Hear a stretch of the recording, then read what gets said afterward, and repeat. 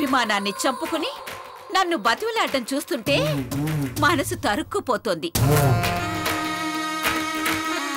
అందుకే నీ కూతుర్ని నా కోడలిగా చేసుకోవడానికి అంగీకరిస్తున్నాను. అయినా ఎందుకైనా మంచిది మా అబ్బాయిని కూడా ఒక మాట అడిగితే బాగుంటుంది కదా. ఈ విషయంలో నా నిర్ణయం ఎలా ఉన్నా వాడి అభిప్రాయం కూడా ముఖ్యం కదా. పెళ్లి చేసుకుని బ్రతకాల్సింది వాళ్లే కదా. దినా,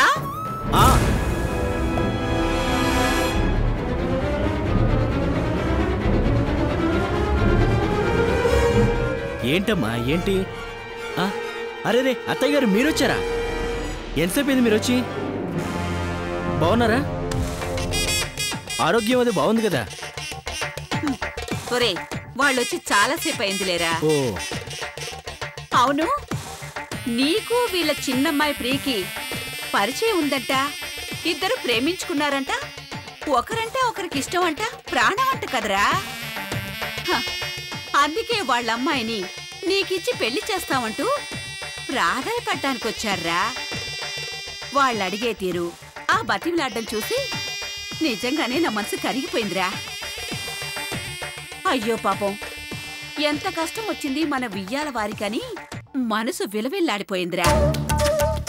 మనలో మనకెన్ని పంచాయతీలున్నా మన ఇంటికొచ్చి పాత విషయాలు మర్చిపోండి, మమ్మల్ని క్షమించండి అని చేతులు జోడించి మరీ ప్రాధేయపడుతున్నారు.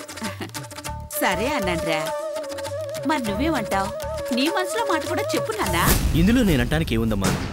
పెద్దవాళ్ళు మీరు ఒక మాట అనుకున్న తర్వాత నేను కాదంటానా?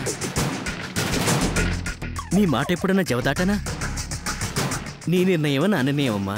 నీ మాటే నా మాట, అంతా నీ ఇష్టమమ్మా. నువ్వు సరే అంటే నాకేం అభ్యంతరం లేదు. ఇంకేంటండి, మీ అబ్బాయి ఒప్పుకున్నాడు, మీ మాటే తన మాట అంటున్నాడు. ఇక పెళ్లికి సంబంధించిన విషయాలు మాట్లాడుకుందామా? అదే ఇలా అలా అని ఒక మాట అనుకుంటే సరిపోతుంది కదా. మావయ్య గారు ఒక్క నిమిషం. నేను సరే అంటాను, సరే, దానికేం అభ్యంతరం లేదు. మా అమ్మన్నా నేనన్నా మాటంటే మాటే. కాకపోతే ఇప్పుడే పెళ్ళనే విషయమే కాస్త ఆలోచించాలి. మీరు మరీ అర్జెంట్ అని తొందర పెట్టకండి. కాస్త 4 రోజులాగి పెళ్లి పెట్టుకోవడం మంచిదని నా అభిప్రాయం. ఓకే అనుకున్నాక ఆలస్యం చేయడం దేనికి? వెంటనే చేస్తే అభ్యంతరం ఏంటి? అలా అని కాదు బావుగారు, నేను ఒక బిజినెస్ ప్రయత్నం చేస్తున్నాను. అది ప్లాన్ ప్రకారం ప్రారంభం అవటానికి ఎంత లేదన్నా 6 నెలలు పడుతుంది. అంతలో ప్రియ చదువు కూడా అయిపోతుంది కదా. అప్పుడు పెళ్లి చేసుకుంటే బాగుంటుందేమోనని నా ఆలోచన. ఏంటి, 6 నెలలు ఆగిన తర్వాత పెళ్లి చేసుకుంటావా?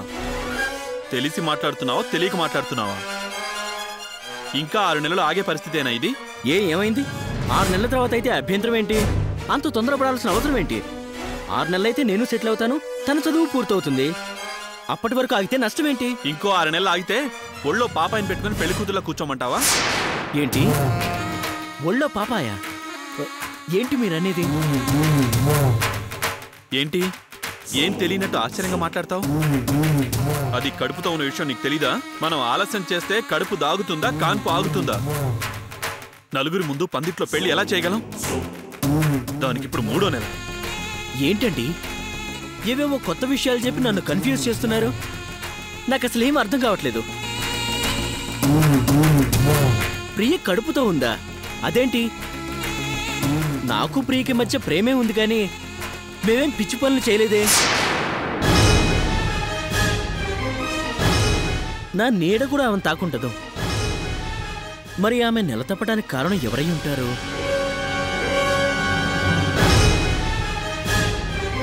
ఆమె నా విషయం అడిగి చూసారా? లేదు, కారణం నేనే అనుకుని నా మీద నింద వేస్తున్నారా? ఏమిటి మీరనేది? అది కడుపుతూ ఉండడానికి కారణం మీరు కాదా? నిందంటూ మాట్లాడతారేమిటి? ఆ విషయం మీకు తెలీదా? అందుకు బాధ్యులు మీరు కారా? అయ్యో, అలాంటి మాట్లాడకండి. ప్రేమ వరకు నిజమే కానీ మిగతా విషయాల గురించి నాకు తెలీదు. దేవుడి మీద ప్రమాణం చేసి చెప్తున్నాను. దగ్గరగా మాట్లాడుండొచ్చు కానీ దగ్గర అవ్వలేదండి. ఆమెతో మరో రకంగా సంబంధం పెట్టుకోలేదు. నిజమండి.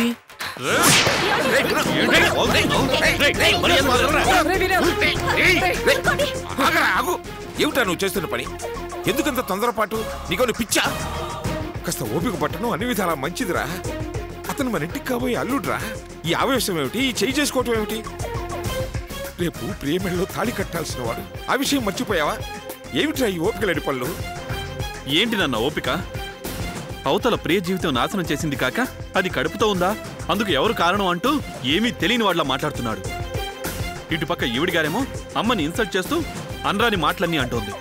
ఇక ఈయనగారేమో చేసిందంతా చేసి నా నీడ కూడా పడలేదు, నాకేం సంబంధం లేదు అంటూ ఏవేవో మాట్లాడుతున్నాడు. ఇవన్నీ చూస్తూ ఉండమంటారా? ఉండాలరా, తప్పదు. మనకు మరో దారి లేదురా. వాళ్ళు అనే స్థాయిలో ఉన్నారు, మనం పడే స్థాయిలో ఉన్నాం. అననిరా, అనని. దయచేసి కాస్త ప్రశాంతంగా ఉండరా, అర్థం చేసుకోరా. చూడు బాబు, నాకన్నా వయసులో చిన్నవాడివైనా నీకు చేతులెత్తి దండం పెడుతున్నాను. అన్నదేదో అన్నావు. ఇంతకు మించి నా కూతురు అనరాని మాటలు అనకండి. మా కుటుంబం మీద పగతో దాన్ని గుర్తుకోయకండి. ఇది ప్రతీకారాలు తీర్చుకునే టైం కాదు బాబు. నా కూతురు జీవితం మీ చేతుల్లో ఉంది. దయచేసి పెళ్లికి ఒప్పుకోండి బాబు. అమాయకుడు దొరికాడు కదా అని అర్థం లేని మాటలు మాట్లాడి నిందలేసే ప్రయత్నం చేయకండి. కానీ దానికి నన్ను కారణం చేస్తే ఆ దేవుడు కూడా క్షమించడు. మీ అమ్మాయి అక్రమ సంబంధాలు పెట్టుకుని ఎవరెవరితోనూ తిరిగితే ఆ పాపానికి నన్ను బాధ్యుణ్ణి చేయాలనుకుంటున్నారేంటి?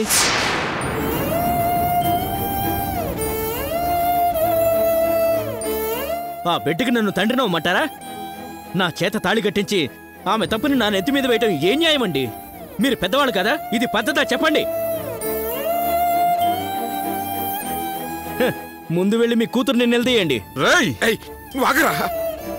ఏంటని నేను మాట్లాడేది? ప్రియకు అన్యాయం చేయకనియా, పాపం తగులుతుంది. నేను ప్రియని ప్రేమించుండొచ్చు, కాదంటలేదు. మేం ప్రేమగా మాట్లాడుకుని ఉండొచ్చు. అంతేగాని మా మధ్య అంతకు మించి ఆమె కడుపు పండేంత మా మధ్య ఏమీ జరగలేదే.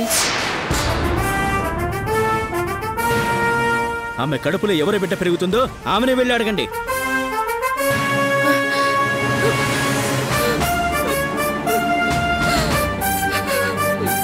అయినా తను మాత్రం ఎవరని చెప్పగలదులేండి. ఎవరో ఏ క్షణమో ఎలా పోల్చుకోగలదు?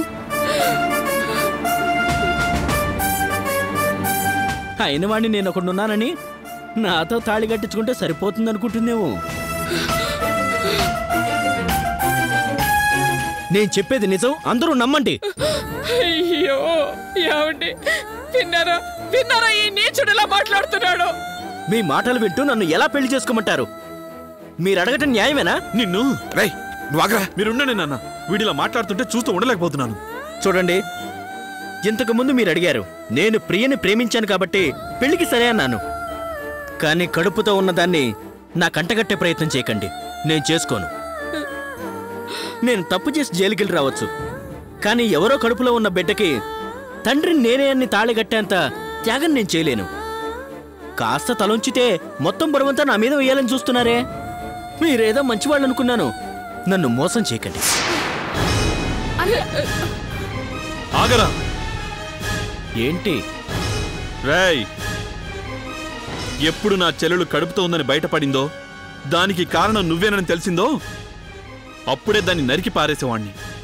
కాని మా నాన్న ఆపాడు. ఇప్పుడు కూడా నిన్నిక్కడే నరికి పారేసేవాణ్ణి, కాని మా నాన్న మళ్ళీ ఆపాడు. కాని ఒక్కటి గుర్తుంచుకో, నువ్వు నా చెల్లెల్ని పెళ్లి చేసుకోనని దాని జీవితం నాశనం చేయాలని చూస్తే నీ చెల్లెలి జీవితం కూడా నేను నాశనం చేస్తాను.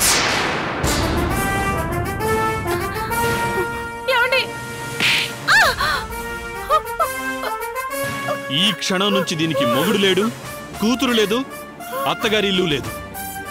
ఇది ఇక్కడ చావాల్సింది. ఏయ్, దాని జీవితం నాశనం అవుతుందని నా జీవితం నాశనం చేసుకోమంటావా?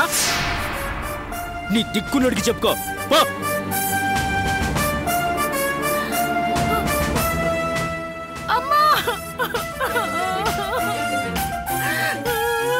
ఏమిటండి మీ అబ్బాయి అలా మాట్లాడుతున్నాడు ఏమిటి? అతనికి మనస్సాక్షి లేదా? అతను అలా అనరాని మాట్లాడుతుంటే మీరేం మాట్లాడరేమిటి? మీకేమి సంబంధం లేనట్టు అలా చూస్తూ నిలబడిపోతారేమిటి? ఇది నా కూతురు జీవితానికి, నా కుటుంబ గౌరవానికి సంబంధించిన విషయం అండి. మేము అంతకన్నా మౌనంగా ఉండాలో మీరే చెప్పండి. దేనికైనా ఒక హద్దు ఉంటుంది. మా సహనాన్ని పరీక్షించకండి. ఏంటి నన్ను ఆవిడ్ని ప్రాధాయపడుతున్నారు? ఈ విషయం ఎలా డీల్ చేయాలో, ఈ సమస్యకి పరిష్కారం ఏంటో నాకు బాగా తెలుసు. ఇంకొక్క నిమిషం కూడా మనం ఇక్కడ ఉండాల్సిన అవసరం లేదు. ఎవరిని బతిలాడాల్సిన పని లేదు. రేయ్, నువ్వు ఆవేశపడకరా. నాన్న, వాడిని ఎలా దారికి తేవాలో నాకు బాగా తెలుసు. పదండి వెళ్దాం. పదమ్మా, పద.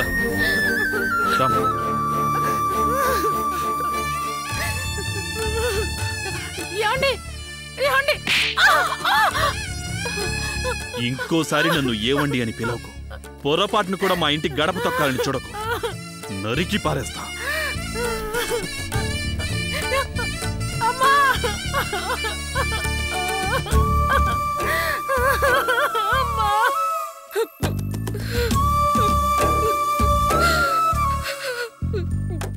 పాపాత్ములారా, మీరందరూ కలిసి నా కుటుంబాన్ని నాశనం చేశారు కదే. ఏమండి ఏమండి ఏమండి ఏమండి, మీరు అసలు ఆడవాళ్ళేనా? మీరు బాగుపడరే, నా ఊసర తగిలి సర్వనాశనం అయిపోతారు. ఒక తల్లి కడుపు మండి పడుతున్న శాపమే పట్టి కొట్టుకుపోతారే. పురుగులు పడి చేస్తారే మీరు. అయ్యయ్యో, మీరందరూ కలిసి నా కూతురు జీవితం నాశనం చేశారు కదే. పాపం తగిలిపోతారే. మీరందరూ నరకం అనుభవిస్తారే. నా ఊసురు తగిలి సర్వనాశనం అయిపోతారే. అయ్యో, నా కూతురు జీవితం నాశనం అయిపోయింది.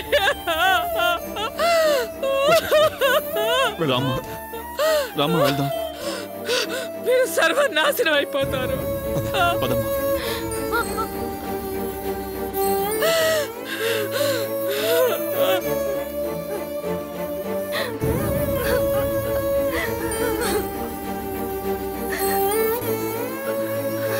రా చెప్తాను.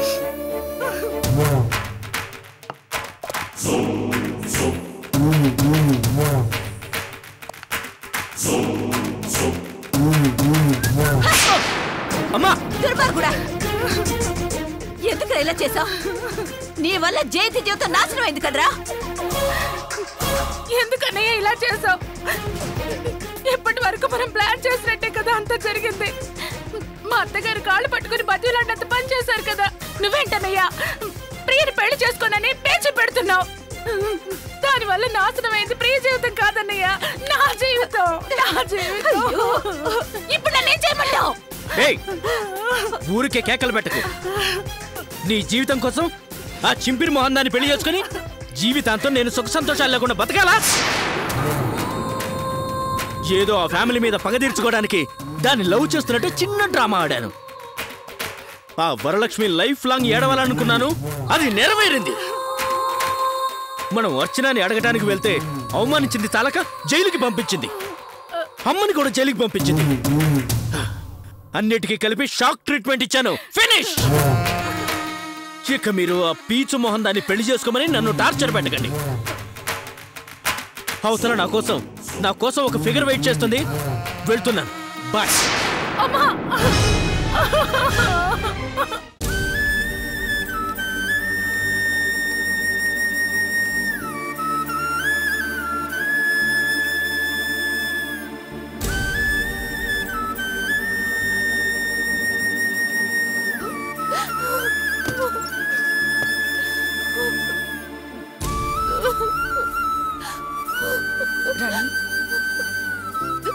రాణి, రాణి, ఏమైంది? ఎందుకు ఏడుస్తున్నావు? ఏమైంది రాణి? కాలేజీలో మా ఫ్రెండ్స్ అంతా అవమానిస్తున్నారు వదిన. చాలా బాధగా ఉంది. అవమానిస్తున్నారా? నువ్వు ఏం చేసావని అవమానిస్తున్నారు? అసలు ఏం జరిగింది రాణి? నేను తప్పు చేశాను వదిన. ఆకాష్ మనసులో ప్రేమ పెంచాను. ఇప్పుడు నేనేం చెప్పినా అతను వినే పరిస్థితుల్లో లేడు. ముందు ఏడు పాపు రాణి. ఏం జరిగిందో సరిగ్గా చెప్పు రాణి. అన్నయ్య నా మీద ఉంచిన నమ్మకం వమ్ము కాకూడదని, ఆ నమ్మకం కాపాడటం కోసం ఆకాష్తో నాకు మా అన్నయ్యే ముఖ్యం, నన్ను మర్చిపో అన్నాను. కానీ అతను నేను ఎలా చెప్పినా వినడం లేదు వదిన. మా ఫ్రెండ్స్ కూడా వాడిని సపోర్ట్ చేస్తూ లవ్ ముఖ్యం, మిగతావన్నీ ఆ తర్వాతే, లవ్ లో ఇవన్నీ సహజమని అతన్ని సమర్థిస్తూ నన్ను మోసకత్తువి, చీట్వి, నమ్మించి గొంతు కోసేదానివి అని చాలా దారుణంగా మాట్లాడుతున్నారు వదిన. ఆ మాటలు భరించలేక కాలేజ్ నుండి వచ్చేసాను.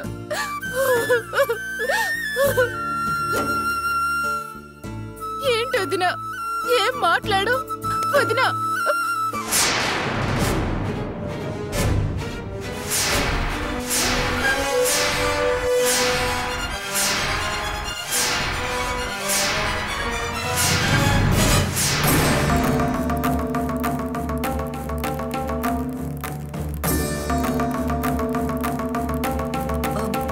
ఏమండి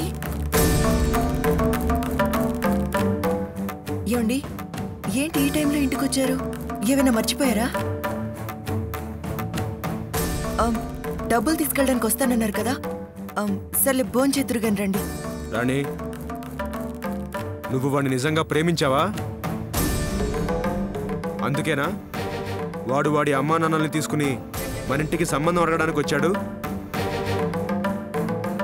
సమాధానం చెప్పు. అబ్బే అలాంటిదేం లేదండి. నువ్వు నోర్మోయ్.